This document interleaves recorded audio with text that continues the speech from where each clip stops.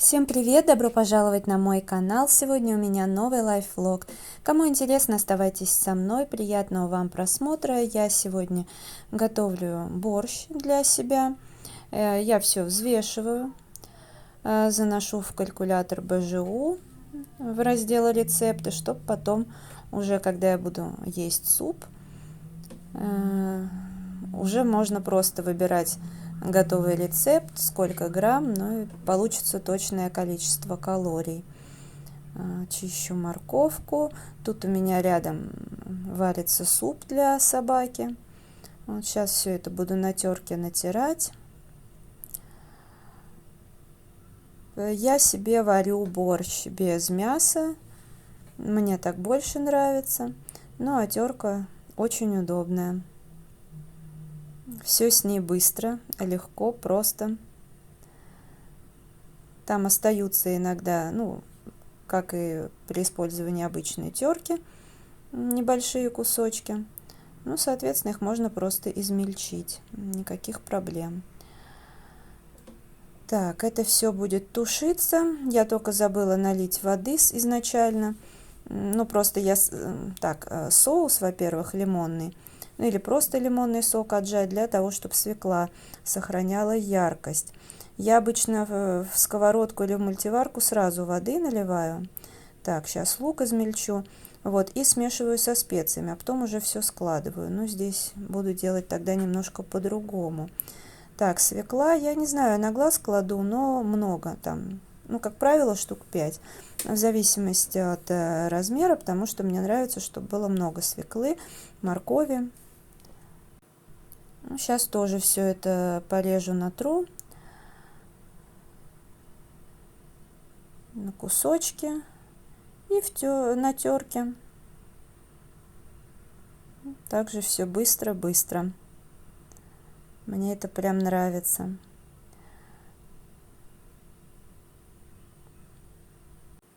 Я уже, наверное, на обычной терке бы и не смогла бы ничего тереть. Не представляю, это адское мучение. Я в Питере, хотя у меня такая же терка, мне нужно было, цедра нужна была. Я на обычной терке, я тут же пальцы себе стерла. И тогда сейчас специи уже буду. Так, лимонный сок еще сверху перемешать. Так, и еще я решила все-таки, мало мне свеклы, надо еще побольше. Поэтому решила почистить. Тоже все замеряю, записываю. Потом я в телефон это все в приложение внесу. Сначала я так на бумагу записываю. Потому что на телефон снимаю. Можно, конечно, там синхронизация с другим есть. Но у меня так удобнее, потому что руки грязные. Так, и разные специи. Майоран, тмин, тимьян точнее. Много всего.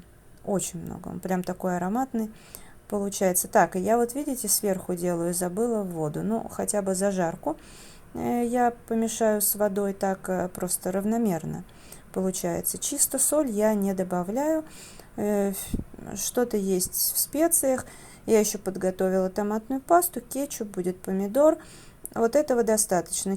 Соль в чистом виде я не кладу. Считаю, что и в овощах ее достаточно, и во всяких специях, если что. Так, это очистки. В общий пакет кладу и новый пакет для использования. 8 мая уже. Все тут распустилось, так что, да, район, как вы знаете, у нас очень зеленый. Тут у меня базилик. Надо будет окна помыть. Вчера я сварила борщ.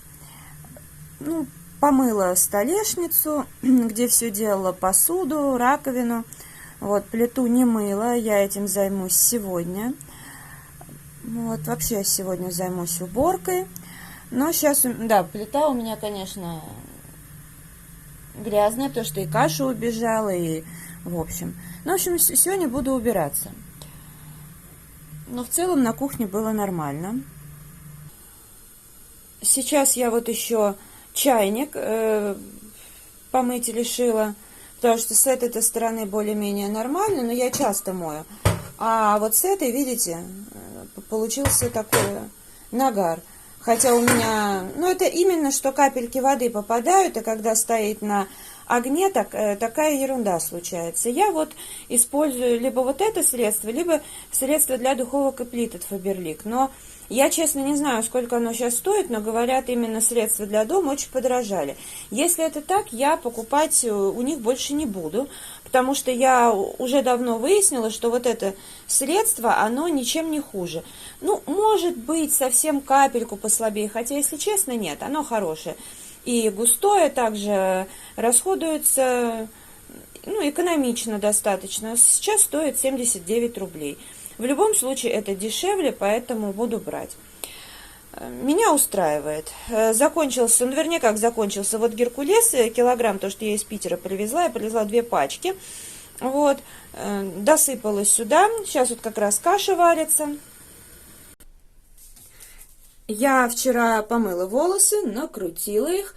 И у нас сыро, поэтому, ну, как и у многих сейчас, я фен не люблю, поэтому вот. Тут вот не высохло до конца, еще влажное, поэтому я заново накрутила. И, в общем, жду. В этот раз волосы более мягкие, потому что в Питере я использовала средство, по-моему, Планета Органика. Там шоколадкой пахло, с маслом макадамии, вот это вот, печеньками пахло. Оно как раз, как оказалось, для укладки. Поэтому волосы так накрутились основательно. Сколько вот это все продержится, я даже не знаю. Ну да ладно, я просто решила уже себя брать в руки. Надо как-то периодически делать какие-то прически. Ой, как-то я ту шторину не очень хорошо скрутила. Я просто, когда волосы мыла, естественно, что эту стену всегда защищаю, чтобы было чисто.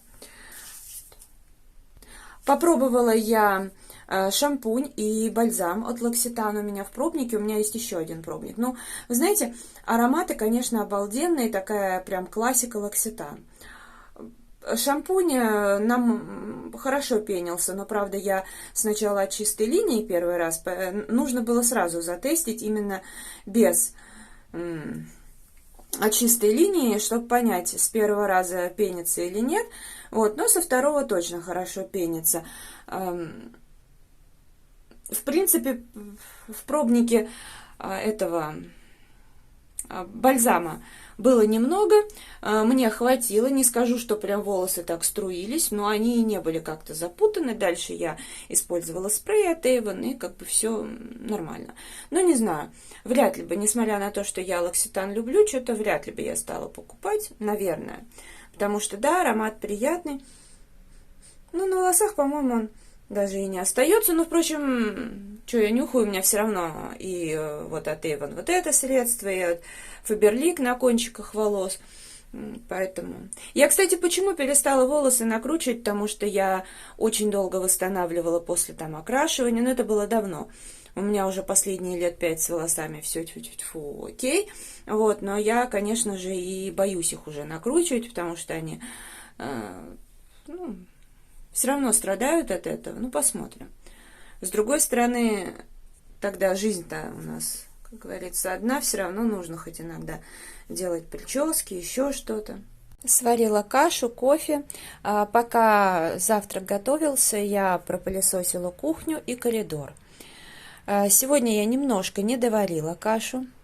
Мне иногда нравится так делать. Мне иногда нравится есть, когда... хлопья такие прям мягкие-мягкие, а иногда пожестче. Ну, вот в этот раз так решила. Также этим средством вот плиту натерла, нанесла средство на решетки, там, где вот здесь загрязнения всякие. Ну, в основном, когда вот... Я же использую в основном вот эти 2 конфорки. Крайне редко использую вот эту, когда там прям надо что-то очень много готовить. А маленькую я вообще очень редко использую. Все-таки насколько хорошо вот эти вот, эти современные решетки, когда не нужны сверху эти всякие... Ну вот, например, в маленьких, когда там турку ставишь, еще что-то, все-таки насколько хорошо, что здесь вот расстояние небольшое и не нужно переходники ставить. Потому что первая плита у нас была индезит, и там как бы требовалось. Но я всегда говорю, что еще вот в этом уже плюс, но минус то, что здесь две решетки, вот эти длинные, лучше были 4, как вот у американских блогеров. Ну, вот реально. Потому что я пока думала и не нашла, как вот мыть. Потому что я вижу, что многие моют абсолютно спокойно, там ванны не боятся, ну, знаете, и при всем при том, что у большинства обычные ванны с обычным напылением, и как не боятся, потом удивляются, что у них как бы это самое, эмаль сходит. Вот, у меня, слава богу, акриловая ванна, но я в любом случае боюсь. Поэтому как-то так. Ну, а тазики я дома не держу. Точнее, у меня, вот, вы знаете, пара тазиков есть. Вот здесь вот лежит, ну, под раковиной. Но как бы и все. А вот таких вот каких-то корыт и еще что-то у меня в доме нет. И несмотря на, в общем-то, нормальную площадь квартиры, ну, мне хватает, да, и у меня негде держать, потому что как бы и балкон у меня полноценная комната, и ванной я не люблю, чтобы все это висело лишнее, поэтому, да, но пока что-то, ну, я до Леруа Мерлен не доеду, потому что, может быть, там я что-то и найду такое узенькое, длинное, что, куда можно вот действительно вот это средство залить, с водой развести, решетки вот так вот ставить, и чтобы все хорошенько отходило. Сейчас уже буду смывать. Я иногда все это делаю моющим пылесосом, но сегодня буду так делать, потому что моющий пылесос я помыла, просушила, мне сейчас его надо убрать. У меня перекус.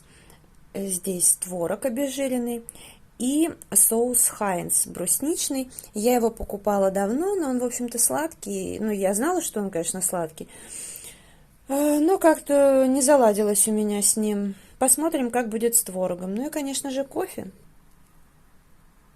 Помыла вот здесь полностью кофеварку, ну и так далее. Все протерла.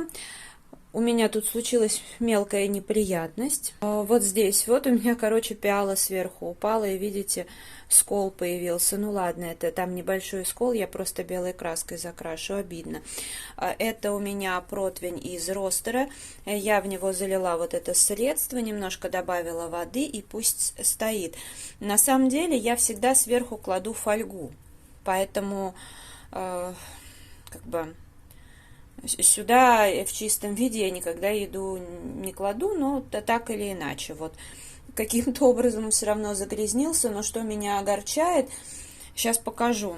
Видите, что происходит с ростером, но проблема в том, что его нельзя разобрать.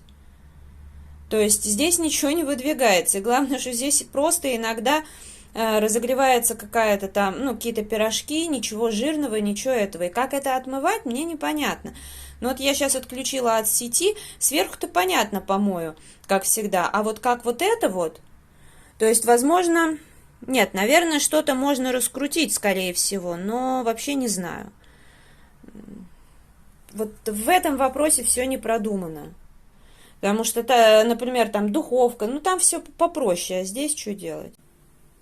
Вот сюда я поставила шарики, надула, ну захотелось мне 3 шарика. Вот. Тут все убрала, помыла, отодвинула. Ну, во-первых, ростер внутри, конечно, не получается вообще отмыть, и там нигде не разобрать, но в целом снаружи все помыла. Суповарку, мультиварку помыла. Тут все отмыла, протерла. Протерла окна. Надо будет их потом пылесосом помыть и снаружи, и изнутри. Здесь вот поставила цветы, вот эти белые пуансетия, которые стояли как раз на морозилке. Вот поставила их сюда. Ну и как бы здесь все нормально. Пропылесосила везде. Сейчас буду обедать. На обед борщ и цикорий. Ну а сейчас буду замешивать тесто для пельменей. Утки на Новослободске. Сначала прилетели с Ущевского вала, теперь идут в Пушку. Какая тут красота. Тепло, кстати. Ну, уже дождик был. Обещали в течение дня еще дождь. Я без зонта. Ну, если бы где-то у Фикс Прайс у меня дождик застал, я бы, наверное, тогда бы купила себе зонт. Но так не буду. Это я иду от метро «Динамо». Сейчас, как всегда, перейду по переходу. И вот туда пойду. Маникюр у меня новый. Я уже покрасила лаком от Жан-Мишель, который не так давно приобрела. Все-таки эти лаки потрясающе классные. Очень люблю их. Уже много лет.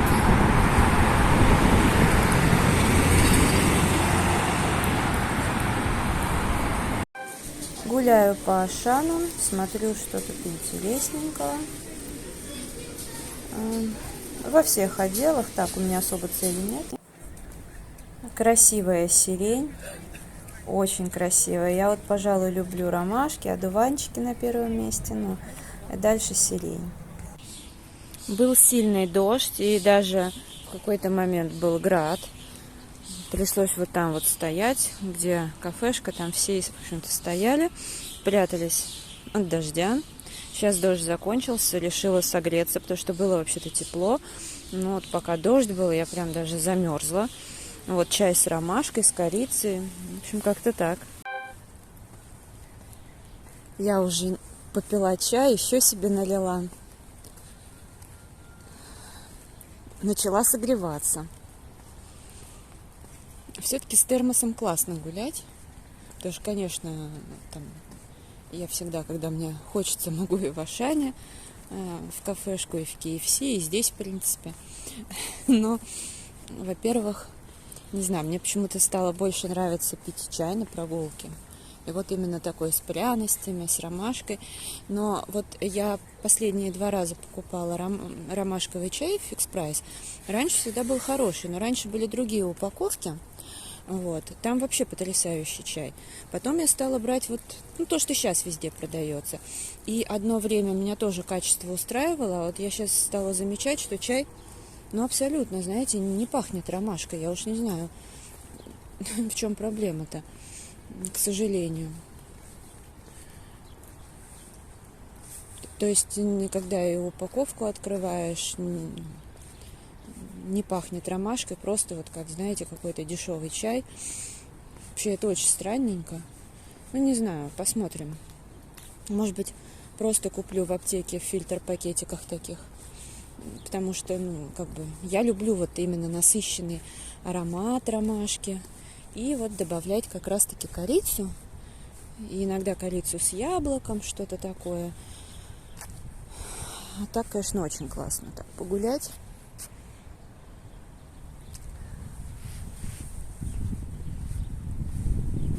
Я очень рада, что я не побежала быстрее в Ашан, потому что если бы я сейчас пошла в Ашан, то все, уже с покупками не погуляешь, потому что мне нужно, я не скажу, что как-то очень глобально много, но все равно уже с этими покупками не погуляешь. Еще перед этим надо в Леонардо зайти, вот, поэтому как-то так.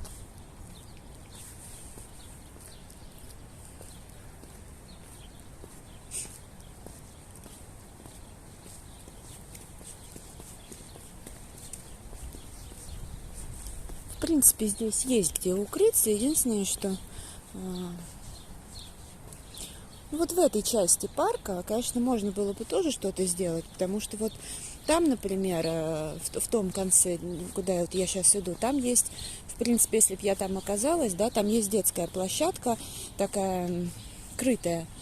Можно там спрятаться. Если вот там ближе... Вот по крайней аллейке, ближе к торговому центру, там тоже кофейня есть, и можно у них там спрятаться.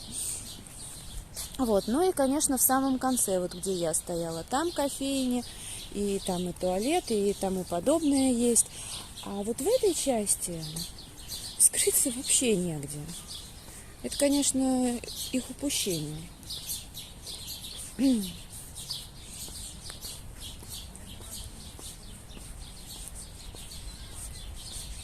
А в принципе именно здесь чаще всего и гуляешь, и не только я. Ну, потому что там в основном вот качели, всякие спортивные площадки.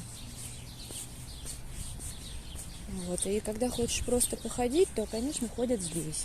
Ну, так же, как равно и катаются на чем-нибудь там, на самокатах и тому подобное. В основном здесь. Так, надо бы, конечно, мне с этой аллейки-то уходить, потому что ветер дует, и все с деревьев на меня. А я как бы накрутилась. Так что надо сейчас побыстрее отсюда. Не, ну я надеюсь, не дождик. Вон, видите, там можно укрыться было. Не, это ветер. Ноги у меня вообще вот все мокрые. Причем сразу же стали. То есть я даже думаю, что мне бы даже зонт не помог. Я еще была в Ашане, увидела там однотонные зонтики симпатичные, подумала купить, но, знаете, решила, что, наверное, не буду, потому что всяких зонтиков у меня полно. Ну, стоит он как бы то ли 299, то ли 399, можно взять. Тем более, что я люблю однотонные зонтики. Вот, но я посмотрела там за 1000 с чем-то зонтик, знаете, в таком чехле, как вот очки и прочее на молнии. Вот это, конечно, мне больше понравилось. Но я что-то пока не готова, как сказать, к подобным тратам. Поэтому я решила, что зонтов у меня и так штук 5. И лучше просто не забывать. А потом уже купить. Тем более там был, кажется, красный, еще какой-то, оранжевый. Ну, что-то я не очень... Не, ну оранжевый можно было бы, но, знаете, за 1000 я бы все-таки предпочла выбрать. Так что вот так гуляю. Тут уже все зацвело.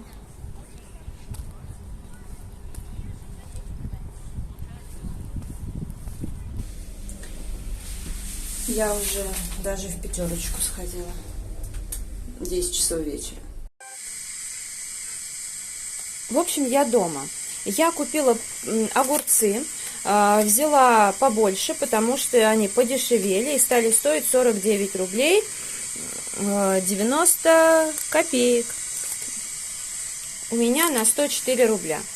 Вот. Ну, сейчас сезон, в принципе, можно больше есть, хотя, ну, не знаю, короче. Я не могу сказать, что я прям очень большая фанатка овощей, но сейчас я их как бы больше люблю.